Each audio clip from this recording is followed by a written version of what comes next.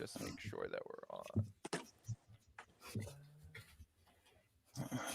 Okay, so hello everybody. This is Danny Haifong. I'm of course joined by Margaret Kimberly for another episode of the Left Lens. We have a very special guest today. Well, guests, a dynamic duo.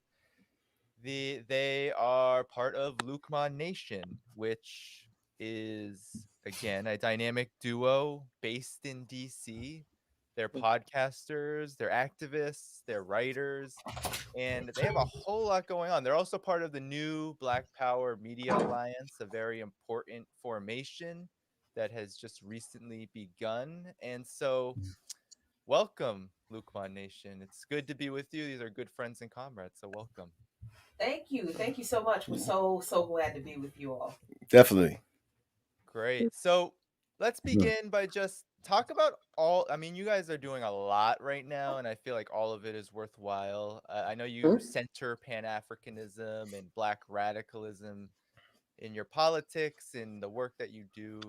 Could you just give our viewers and those who will come on later just a quick picture into what you all are doing right now, and maybe connect it to what brought you into the struggle?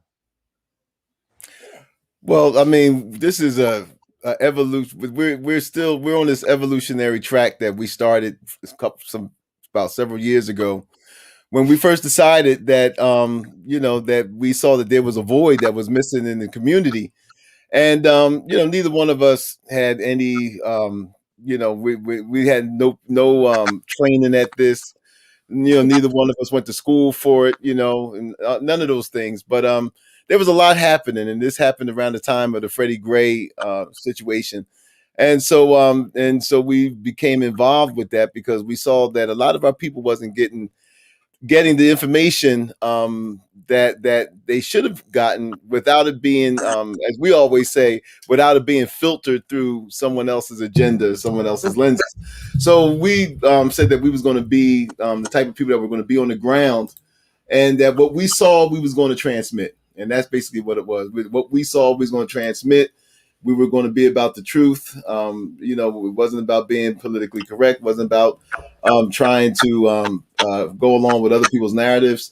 We were like, look, this is what we see. This is how we see it.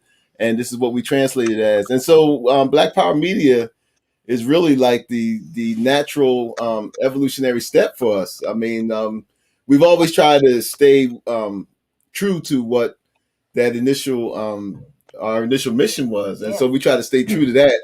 Look, a lot of people we always joke about this, but there's people that got more followers than us. Yeah. There's more people that have come, what we would consider who have kind of went, beyond us. But, we say confidently that we're the most dangerous show on social media only because, and I know Margaret loves that, but yeah, we are the most dangerous show on social media because of the commitment that we have towards, telling the truth unapologetically. Yeah. So, what we both share Pan-Africanist ideology, came to it from different paths and different perspectives, but arrived at the same conclusion for ourselves individually, and we didn't even know that when we met. And as we were getting together, dating and stuff, then we find out, oh hey, we're both very politically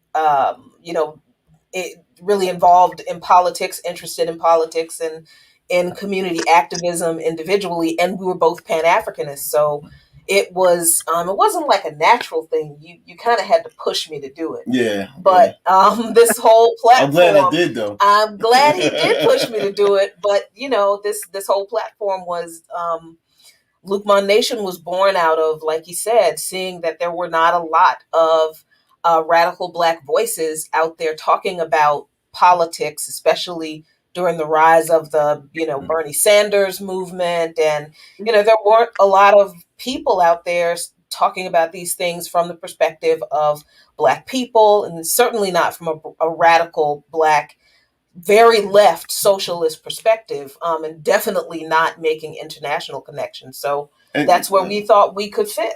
And I just wanted to just add that when we say that there weren't anyone, we know that Black Agenda Report's been out there. You guys been doing it. It was other, but we always felt like, okay, we're the bridge from our community to Black Agenda Report. A lot of the people that we know, like in my family and her family stuff, they they're not privy to where to go to find Black Agenda Report, or where a lot of other truth tellers like you guys are. They don't know where to get that at, and so the news sources that they digest, you already know. So, it really helped out because a lot of stuff that we get from you guys and from other sources, we talk about it with our family members. We just told other people what we read in Black Agenda. Right. And then our other family members was like, oh, I didn't know that. Oh, I didn't know that. And because of those efforts, some of my family members, now read Black Agenda Report now. They didn't know about it before. So we always felt like we were that bridge between the projects and you know what I mean? No, we need all those bridges. I thank you for doing that. Black Agenda Report being online, an online publication, it's interesting you talked about not having the training or expertise to do this work, but none of us do. But this technology allows so many of us to have a platform, which is why they're trying to take them away now. And so we welcome having additional people on board who can speak to the issues that we speak to bring them to their communities. That's the whole idea. So we are very grateful that people like you have stepped up and stepped forward, and all of us are learning together. We're all encouraging each other. That's the most important thing. I think it's great that we all support each other. Other guests we've had on, people that you two talk to, who we know through Black Agenda Report or through Black Alliance for Peace or any of the other formations that we're a member of. So this is just what we at Black Agenda Report wanted to see. And this is such a pivotal time, a pivotal year.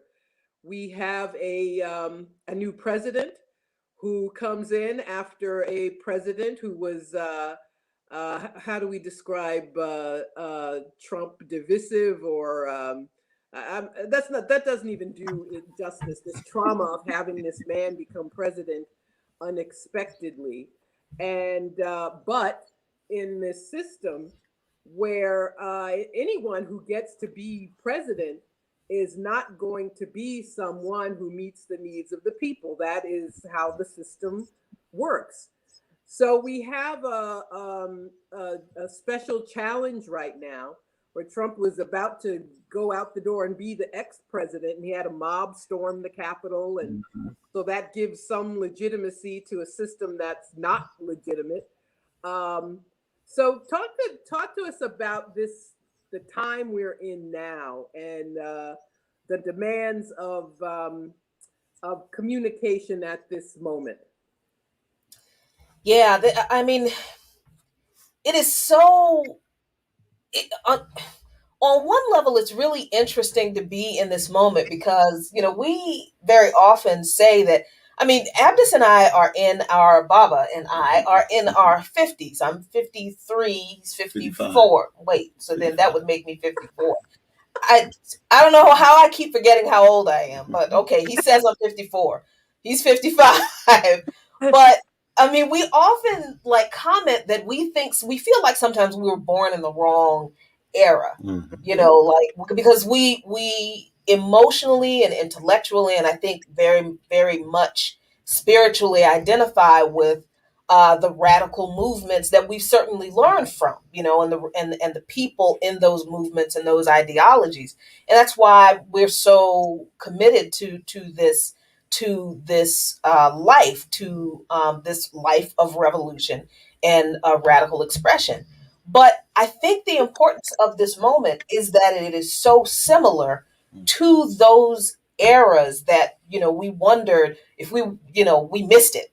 like in a weird way. Like, did we miss the revolution? And here comes this moment where we have to focus on serious grassroots organizing, the kind of organizing that we have been looking at throughout history. The Black Panther Party, the American Indian movement, the Weather Underground, and all of these radical formations, all of the labor movements, and how they organized across racial lines, in especially in the labor movement, across ethnic lines, and there was class struggle, and they changed things. And we're sitting here wondering, man, I mean, people are completely happy with Barack Obama, and how messed up is that? And we're wondering, when are people going to wake up, and are we ever going to have this moment where we can really galvanize people to see the problems? Are people ever going to get it? And here comes Donald Trump. And in that way, it was really unpopular when you said it, right, but you kept saying it, that what, Donald Trump was a necessary evil. He had to happen. He was the logical conclusion of the arc of the political history of this country for the Republican Party and the weakness of the Democratic Party. But his presidency scared a whole lot of people into realizing, oh my God, we have to do something. And for a lot of people, that something has been grassroots organizing. I think for us, there has not been enough people who have come out and said, you know what, this capitalist system is terrible. We need socialism. But I think that's where we come in. Right. So that's how I see this moment for us personally, that, this is like, oh, so this is why we're in this. We're in this for this moment. And I really do believe that we don't believe the things we do just because, these were good ideas to us.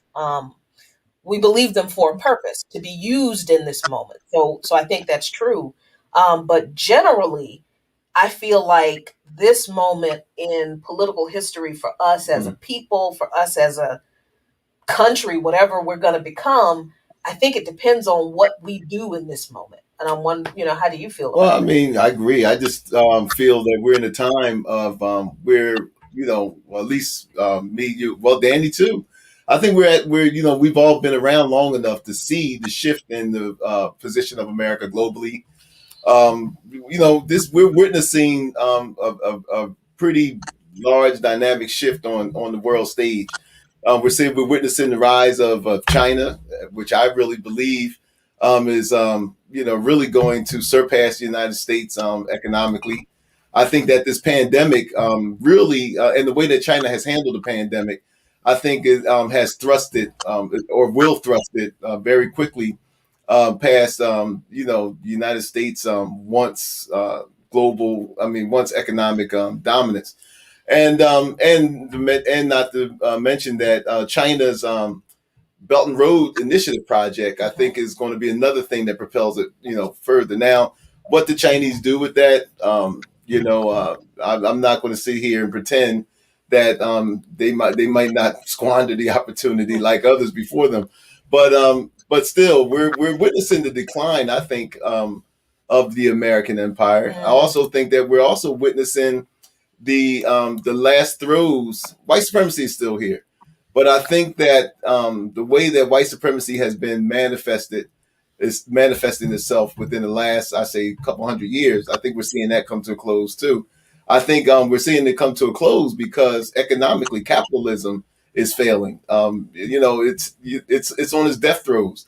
They're going to do everything they can to keep it alive, but as we see, that's why everybody else is looking at bitcoins. They're looking at other kind of alternate currencies and stuff because they see that capitalism as the way that we've known it is dead. It's definitely on life support, and so I think that we're here to witness these things. Now the challenge is how do we translate these changes into and those of us who are the watchers, I call it, how do we translate those changes in a way that that our people, and when I say our people, those who don't have it, those who have been left out of all of this, those who aren't given the escape plan, they don't have a bunker in a mountain somewhere.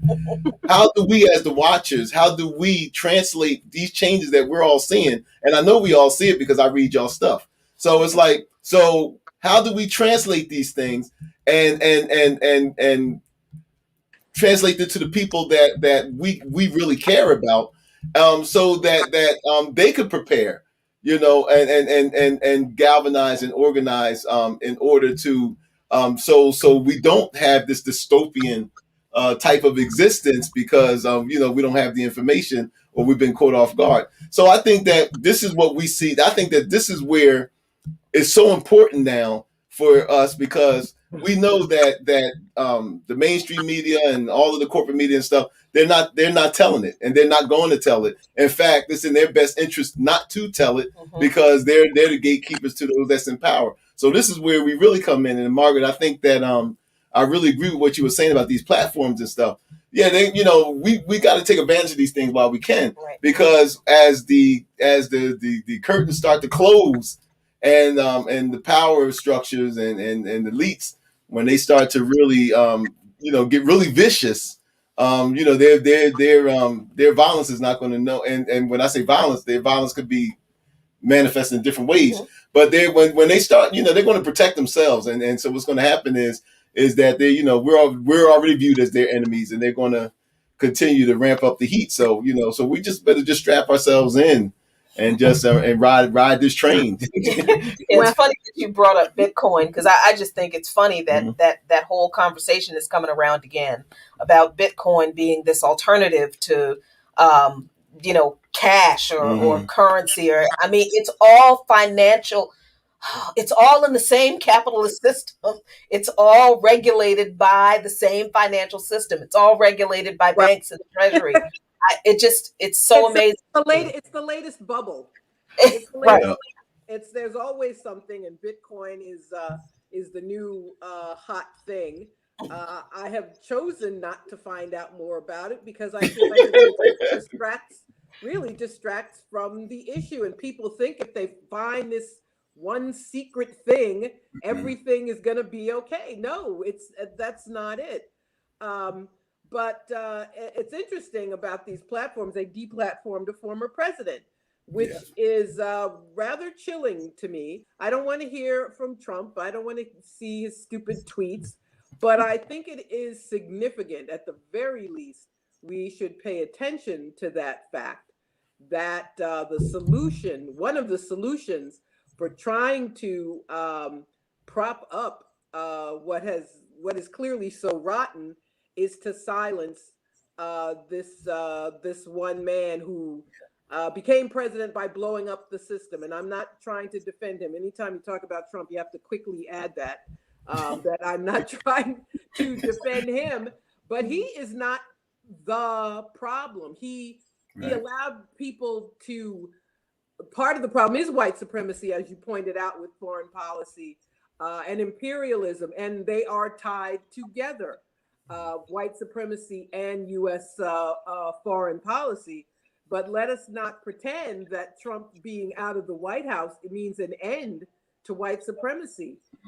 It's expressed in foreign policy and domestic policy now.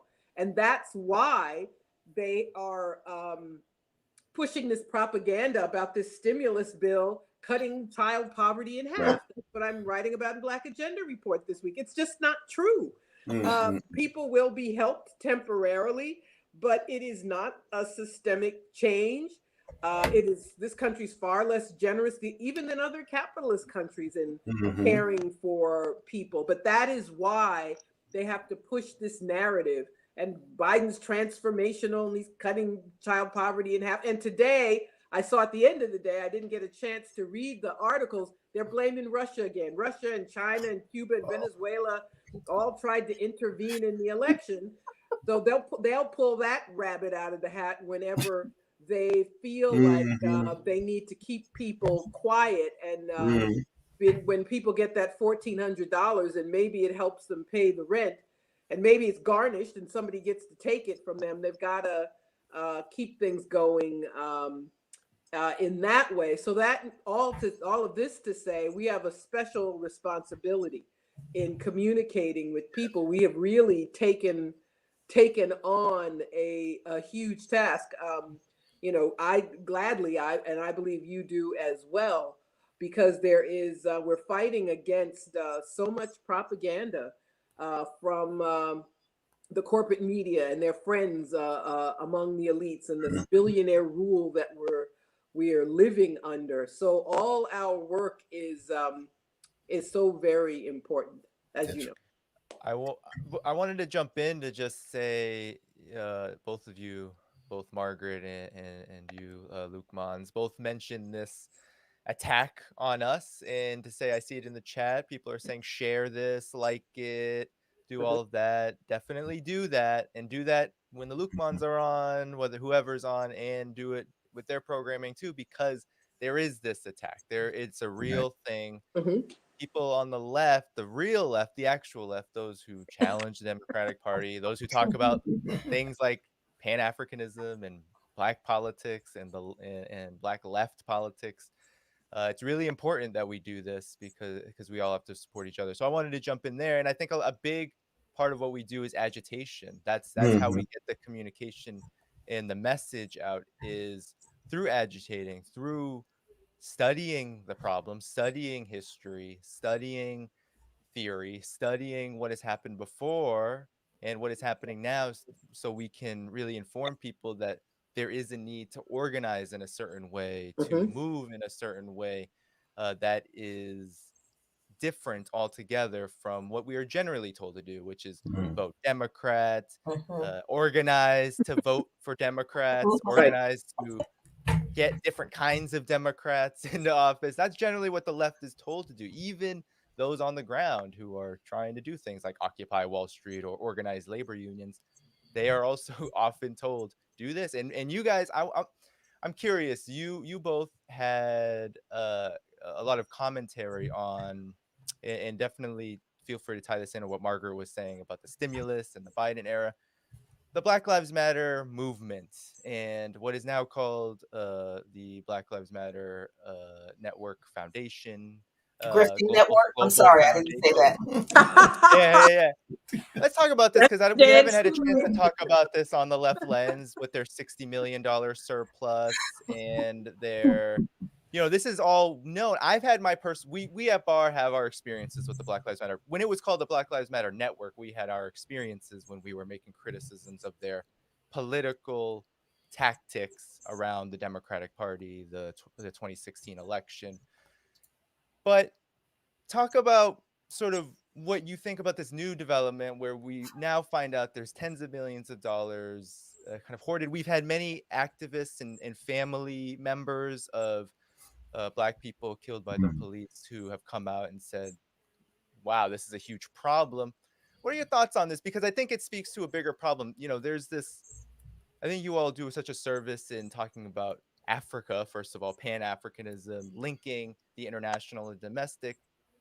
I see efforts, I see these developments as kind of a microcosm into why it's so difficult right now to make these kind of connections, because there are forces who are well paid, funded, covert in a lot of ways, working to generate a kind of political activity that reproduces I think the void, right? It reproduces this void in our activity. So if you just want to speak to that as people share this, share it, please.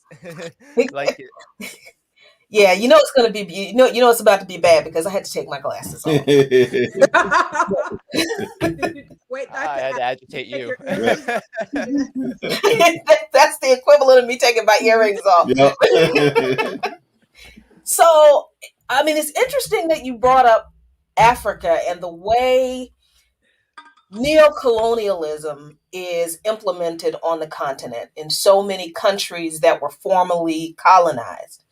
The former colonizers don't have troops in these countries except for France. They still do. But what they do now is they have their multinational corporate operations, the minings. They control the mines. They literally control the mines, the ground that the resources are in.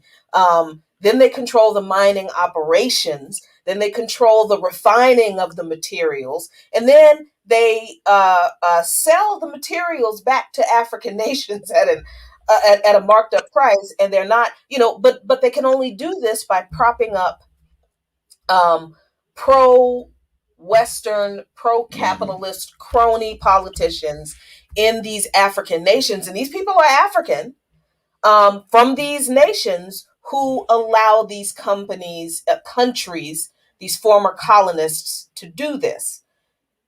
In that way, I see some of these, this is the way I see some of these professional, what do you want to call them? Professional activists, I guess. Now, the really messed up thing is Lenin does talk about a professional revolutionary, I think, if I'm remembering correctly. He does talk about the need for people who are in the revolutionary movement to be able to collect resources. But if I'm remembering correctly, his model of a professional revolutionary was that this person would take their money and put it back into the revolution, right? And this is something that we've seen throughout the civil rights movement, throughout the Black Power movement, where people who may not have been able to be in the streets in protest and might not have even been able to publicly align themselves with the protests and the people involved in the movement because of their professional standing.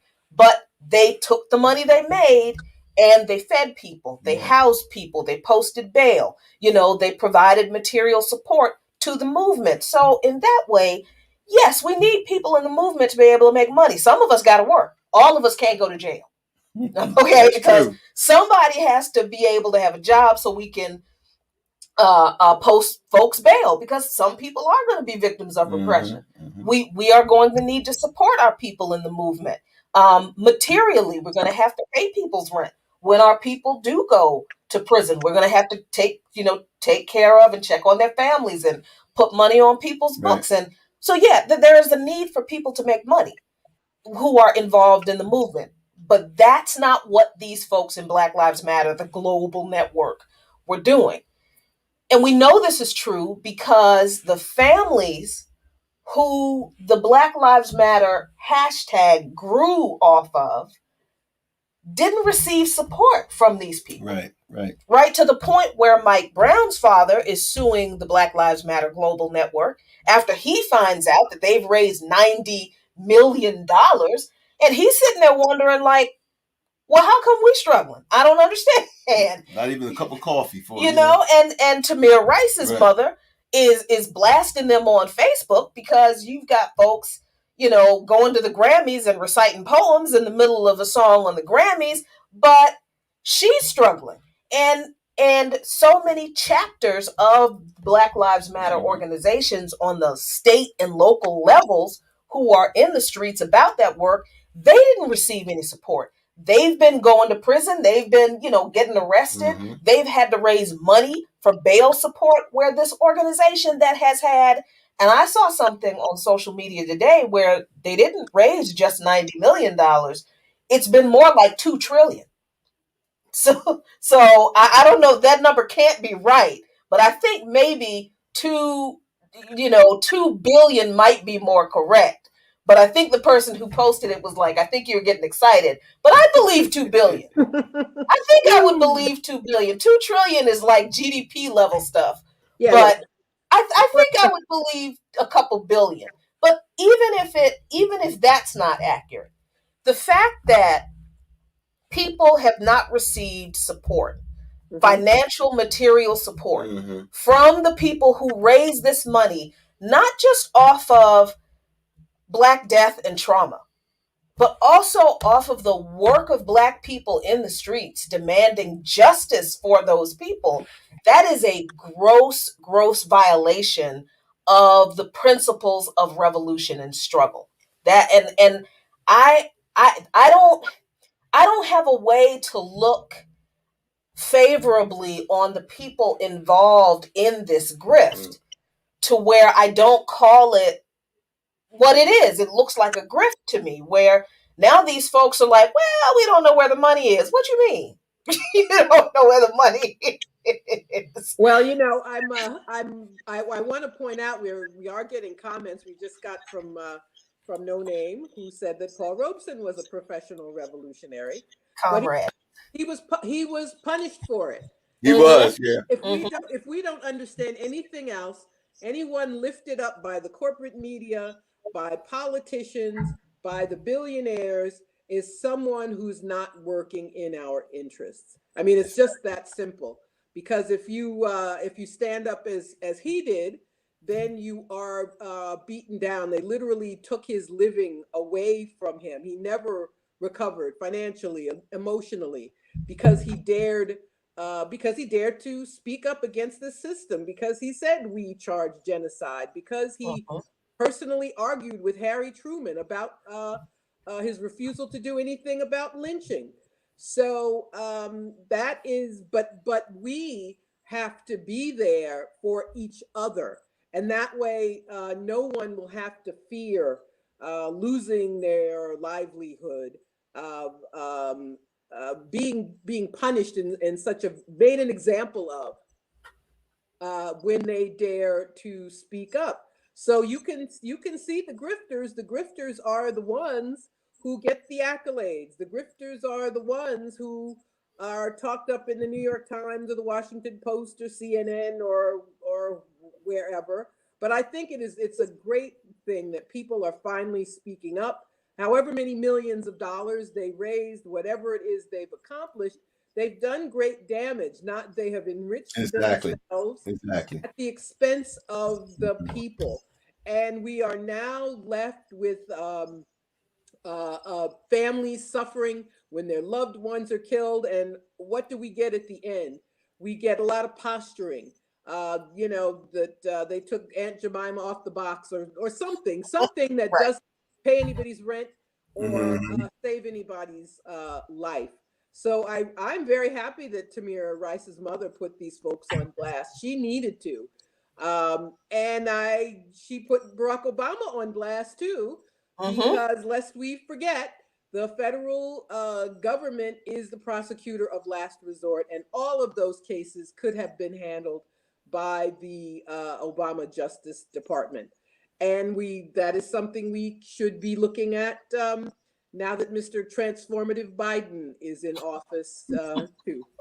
And yes, I'm being sarcastic. And Transformer Mummy Biden. Well, you know, it's something. Don't get us started on Obama. We've been putting Obama on blast while he was still president, I think, right? Might have to take my glasses off. I mean, we was putting him on blast. But just quickly on the thing with the grifters, this is one of the and let me make this clear, because I have a tendency to sometimes be misunderstood. But let me make this clear. This is one of the problems that we have with this whole culture of celebrity worship. Yes. And trust me, the age of social media. I mean, it's basically like the firewood, the kindle, But this is what happens. I think that we can see obvious grifters, like those who just come up with acronyms, just so they can compete, with the Black struggle. Oh, I'm FBA, or I'm CBS, or I'm CIN. Not CBS. I mean, or CIN or something like that.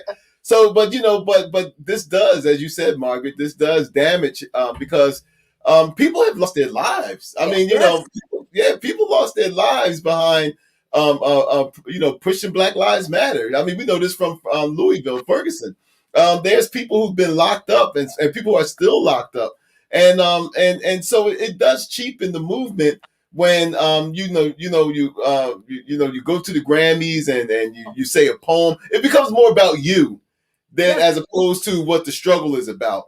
And I think that Miss Rice, I think that she has. I agree with you. She has every right to be upset, because we were upset with Hillary when Hillary did the whole Mother of the Movement tour.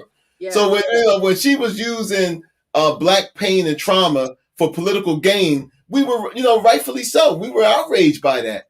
And so now you have people who are gaining celebrity. Now they'll sit up here and tell us, well, that's not our intentions. Well, of course not. It might not be your intentions, but you do have the power to not be into certain forms. Like you could choose not to go to the Grammys. You could choose not to walk the red carpet. You could choose a whole lot of things. That's within your power. So I don't buy that excuse. I think that in this culture of celebrity worship, it becomes more about the brand, as opposed to how did you get there in the first place? And who is checking on Miss Rice? Who's checking on Mike Brown's parents and his relatives? Who's doing that? No, they become this launch pad, and then all of a sudden it's like, hey, look, has anybody went back and asked Tamir Rice's mother how she's doing? You guys are getting millions of dollars. How she's doing? She lost her son. Does anybody go back and visit Mike Brown, or what about Trayvon Martin? Right. I mean, his family. So they just become these stepping boards, and that's the way it looks. That they just become these steps to this national or sometimes international profile. And I mean, then we said earlier about even Benjamin Crump. I know that he's been criticized, and as I said earlier on another program, financially, this had to have worked out for him because he's the face now, the legal face. I mean, he's that go-to guy. He was like Johnny Cochran. He's that go-to guy that whenever there's some kind of trauma in the black community, then his name is just and so Well, you tell me he hasn't benefited. yeah, well, people have to understand what he does. He gets people money who might Right. otherwise not get any money, but that is all he does. He can't get anybody justice. He can't get anybody prosecuted. He can't get anybody convicted. So That's it has right. to be clear what he and other attorneys do. They have their place, but it still isn't justice. And I also want to point out, since you've mentioned, these cases of police murder are given a lot of attention, and they should be. But we need to give a lot of attention to our entire plight. We've talked about COVID, how Black people were disproportionate victims because we are often not in the managerial class and able to work from home. Right. Not treated well when we do get medical care, more likely to live in an overcrowded housing, so it's hard to protect ourselves. And the thousands of Black people who died, whose names, unless you know them personally, nobody knows who they are, but they're victims of this system too. The people behind bars, most of them unjustly. And what I mean by that is that we have a society that criminalizes Black people, and there are people who are sometimes literally innocent or should not be imprisoned for some act that they did. So I think it's important to think about all of it, and I also think it's important for us to. You mentioned the Grammys and the celebrity worship. It is something that it is my of the all the pet peeves I have. It is the biggest that people spend so much time, attention, talking to each other, just an inordinate amount of attention given to people because they are famous. And I don't want to judge people because they watch the Grammys. I would not do that, but I think we have to rethink, at least reconsider. I'll put it that way. Some of the things that we give so much of our attention to, and I think that happens as a consequence of thinking more clearly about the national and the international situation. I agree. Uh-oh. Can't hear you, Danny. We all have that. You're mute. Sorry, I want to jump in. I want to jump in really quick because this is why I think we both wanted to bring you on. You are very good at agitating and agitating us in a very good way. So I mean, back to, I just think that there's a big difference between serving the people and serving funders, which is, I think, what a lot of this I think, just much larger. Even in the 60s, 70s, there was this phenomenon, the nonprofit industrial complex coming up, and it was really deployed first against the Black liberation movement. That's where it was targeted towards first. You got to read the great work of Robert Allen to really understand that, but that's where it was deployed first. But in this situation, I mean, Black Agenda Report, we've been talking about the Black Lives Matter Network for a while. They don't like us. I mean, they didn't like Bruce, they didn't like Glenn or myself or others who were commenting on what they were doing during the initial uprising, or initial quote unquote uprising in Ferguson. And I had a personal experience in Boston. I was trying to work with some of their activists. I was involved when I was out there. And during this tide of the election season, Hillary Clinton was running, and we all remember in 2000, I think it was 15, where Hillary Clinton gave Black Lives Matter activists a kind of a lashing, a lecture almost on how you build movements and how you win. It was a very disturbing trend, but the relationship between the activists and Hillary Clinton was one of almost like cooperation and collaboration, and we questioned that. How do you confront a politician like Hillary Clinton in that manner, in a friendly manner? And one of their leaders, who I was working with, said straight up that this is not, and this is the kind of thinking that is generated in these spaces, this is not your grandma and grandpa's civil rights movement anymore. Black Agenda Report is akin to Al Sharpton. Like, it's literally comparing Black Agenda Report to Al Sharpton. It blew my mind, but it was and a lot of these activists are trained to not allow a kind of a debate to happen in their circles. So it was a very eye-opening experience, in the sense that we think that in these moments where we find out, and I think it's a very good thing we found out about the funding and all that, we think that politics, there's really no politics here, right? It's almost like this whole phenomenon was apolitical. It was just about justice for for the families of slain police, and Black Lives Matter chants and all of this, and a lot of people get the impression that politics aren't really at work, but that's nonsensical if you think of the world through struggle, and through the struggle between the oppressed and the oppressor, between the exploited and the exploiter. And you, in those kind of experiences, that's where you figure this kind of thing out.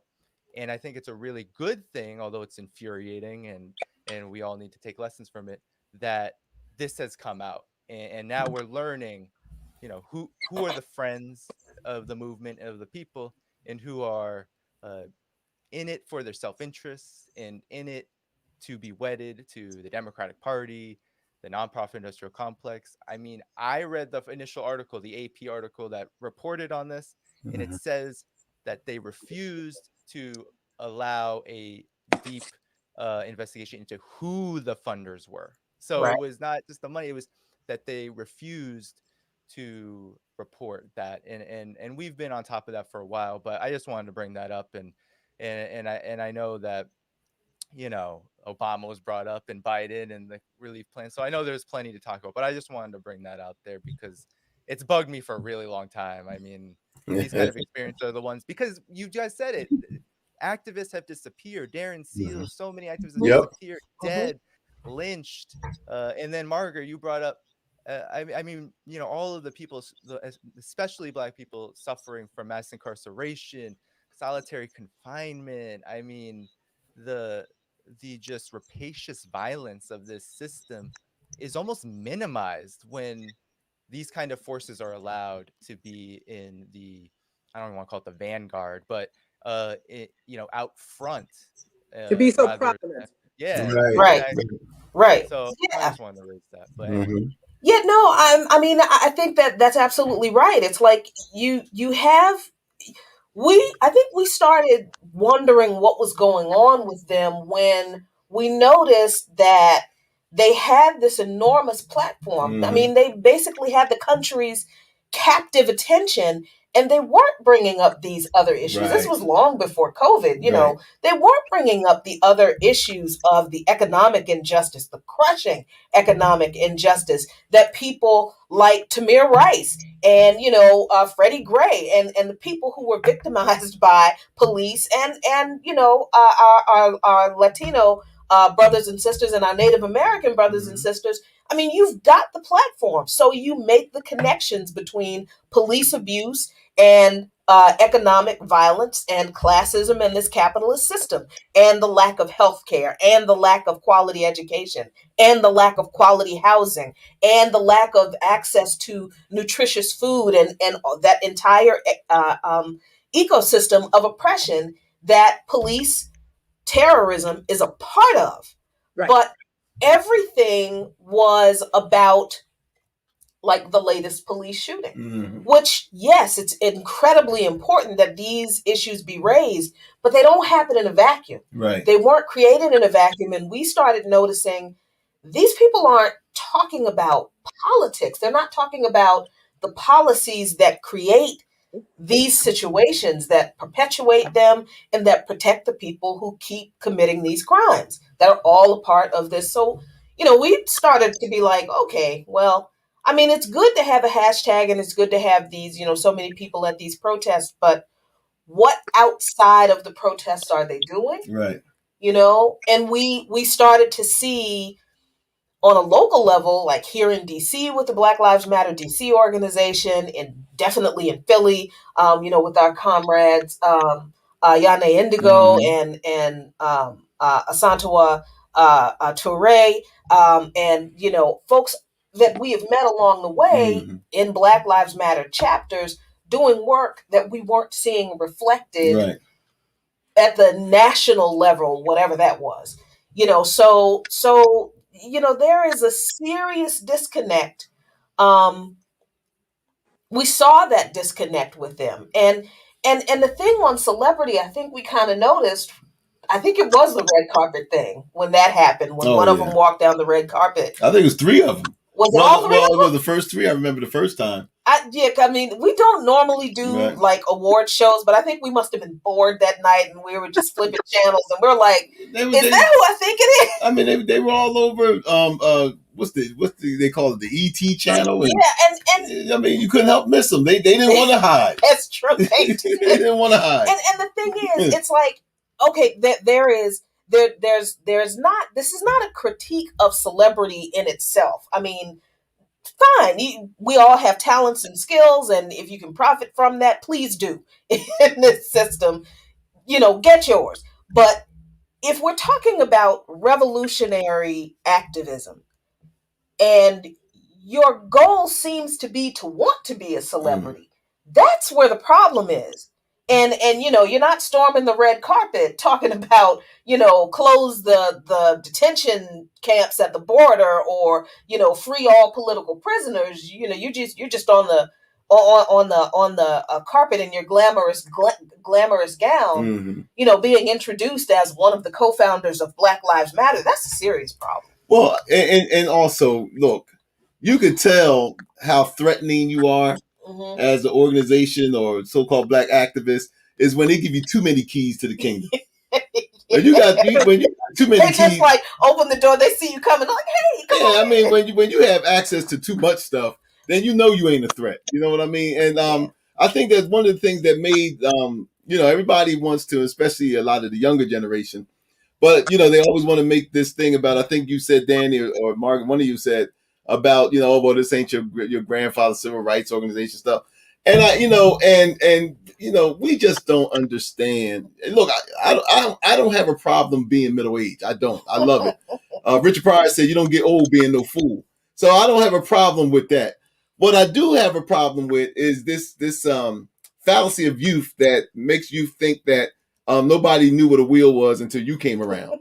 You know, the thing of it is that what made the Black Panthers and what made a lot of those organizations of the past threatening was because of the political education.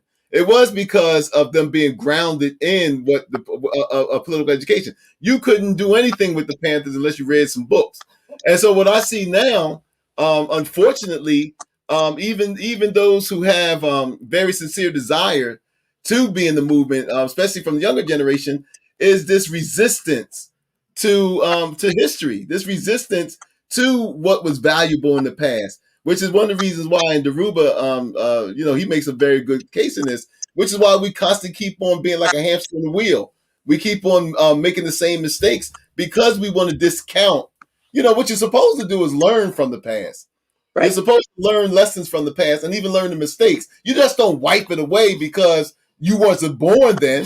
That don't make any Yeah. sense. So it's one of the terrible things, many terrible things that were done after that time, is that the damage of the educational system, and Right. that people discount all history. I'm sure most, if you ask most students at an Ivy League school, when did World War II end? Most, I'm sure only 1 out of 10 could tell you 1945. So Right. we Mhm. Right. have this system now where people literally don't know anything. If it happened more than 10 years ago, if they don't remember their own childhood. And then so people don't know that this civil rights, this era of the liberation movement, which is fetishized so much, they don't know that at that moment, people made demands. They made demands of politicians that they knew politicians didn't want to. Exactly. They don't know that everybody now who lauds Dr. King every January on his birthday when he was alive, they said, did the New York Times say anything good about King when he was alive? No. Nope, they did not. So people are in a vacuum and thinking they've got to reinvent the wheel when they do not, because there are, if you weren't alive then, or your parents or grandparents weren't involved, then you could read a book and find out. But as you Right. know, as you point out, that is not what is emphasized now. And this electronic media, which we're using now, is it's a two-edged sword.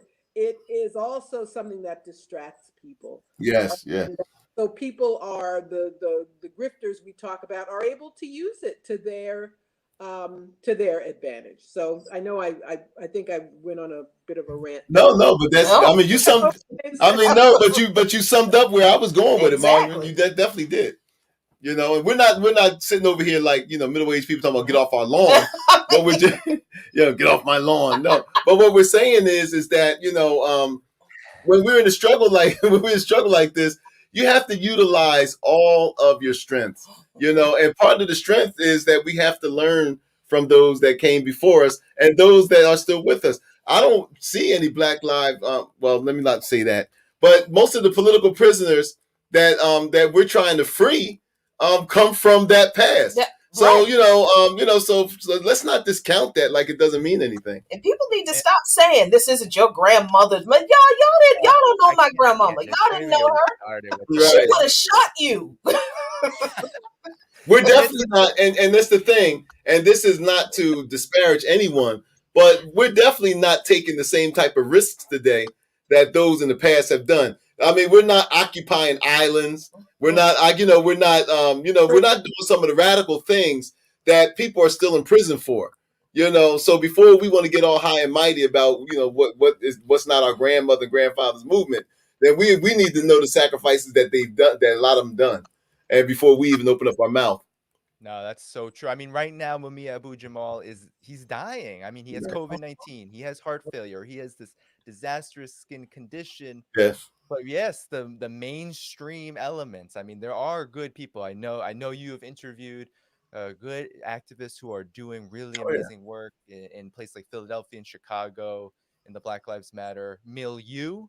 But when Mumia Abu Jamal, political prisoners, when they are when their very existence is suppressed, and this Yeah. is why it's so important to read Black Agenda Report, follow Luqman Nation, follow and watch Black Power Media, because there really aren't any other avenues for getting this kind of information. There aren't, because the forces that are saying they're leading the movement, they're not doing it. And Right. we can That's debate right. why that is. There are many different reasons. We can't just lay it on the feet of our enemies, but at the same time, we have to understand why this is occurring. And uh, you know, I just think that that's just so important to remember that there's a real political struggle going on, and you all, and this is why I wanted to have you on, Abdus and Jackie, because there's a reason why Mumia Abu Jamal and Sundiata Kohli, others are not talked about. There's a reason. Oh, hood communist. Thank you, Ricky. I'm gonna put Mhm. that up actually because I love me some hood communists. So, uh, there's a reason why the entire African continent, the politics going on in the African continent, the struggle happening. You all talk about it. We talk about it, but it's not part of the general discourse on what's called the left or anything. Right. Right. Even those who say that they are against U.S. foreign policy, etc. Generally, which part of the world, the richest part of the world, uh, the most exploited part of the world, is left out of the conversation often. So anyway, I just wanted to bring that up. I don't. There's no No, you're question. right. You're right. And it plays tricks on, and because it's left out of the conversation, we have even people who are well-meaning, I imagine, but they even start to believe that Africa is not part of the conversation. So Well, that's the damage there. yeah, Well, yeah, it's unfortunate that there's this short-sightedness amongst people who call themselves left or progressive, that foreign policy is some kind of a frill, as if Mm-hmm. you're going to have injustice in the rest of the world, but have justice here. That's not going to happen. A country that has 800 military bases all over the world, who with a military budget that it's 60% of discretionary spending. So you literally cannot have nice things in that kind of a system. They literally bring it home. We talk about militarized policing, the 1033 program. Every big city and podunk has armored vehicles as if they're at war, but they Right. see the people as people who need to be occupied. So I think it's very important, and I'm so glad you make those connections. You can't separate the domestic from the international, and everybody here agrees that. But I think it's so important that we amplify that at every opportunity. Agree. yeah. I mean, the fact that there are people on the left, anywhere on the so-called left, who believe that we can talk about domestic policies and not talk about Mm-hmm. foreign policies, do not understand that our enemy, the capitalists, Right. this system, does not separate domestic policies from foreign policies.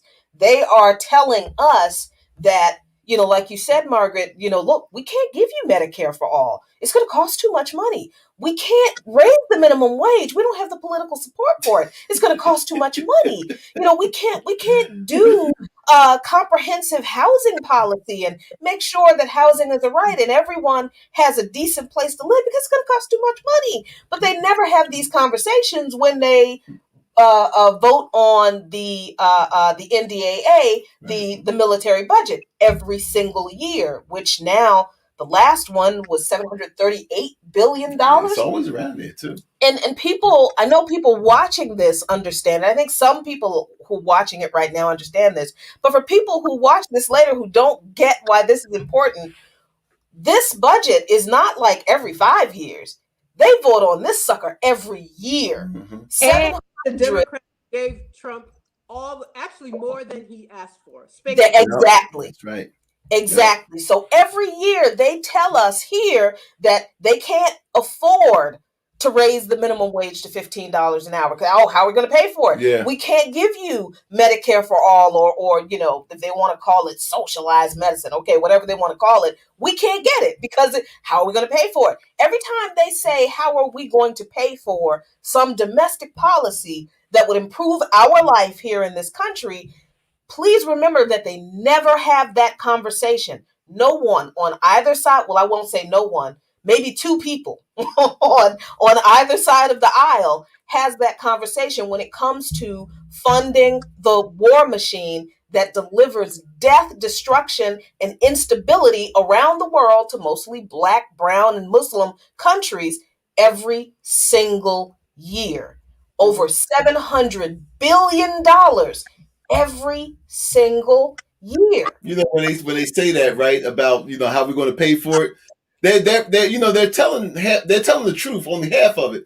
You would like for them to finish the sentence. Well, how are we going to pay for it when 60% of our budget, discretionary budget, goes to I mean, we've already committed so much of our budget to killing people but around the world. they won't tell the other half of that. You know, Right. how are we going to pay for it? Well, yeah.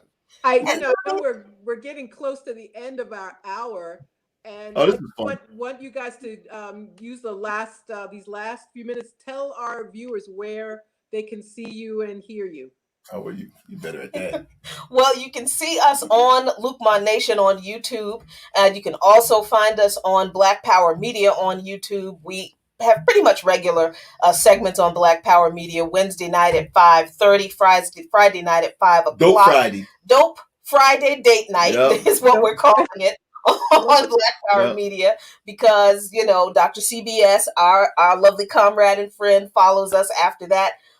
You can find me on By Any Means Necessary on Radio Sputnik 5 days a week from 2 to 4 p.m. And you can find the Luqmans. Where else can you find us? On Patreon.com. Yeah. Patreon.com/Luqman Nation. And on Saturday, you can find me, Baba Luqman, with my co-host Ray Wilkerson, for the newly launched podcast called The Waters of Healing, which is a podcast based upon, I should say, dealing with the issues of Black men. That's what that is our target group, and that's what we do. Men talking about men stuff. Men talking about men stuff. Yeah, women, you wouldn't want it. It's boring. But we're there on Saturdays at 7 o'clock. So.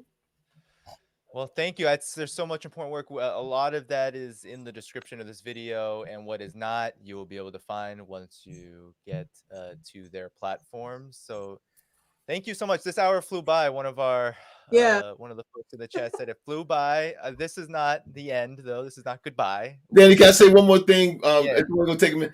You know, Margaret, every time she comes on, she knows I'm a fan. I do my fanboy stuff. I love y'all both. I love everybody Black Agenda, but I remember when I got baptized to Black Agenda Report, and even today, I love Margaret's writing. It was like, and I remember I said to her once, "Oh God, I wish I could write just like you." Margaret said, "She said you can't keep doing it."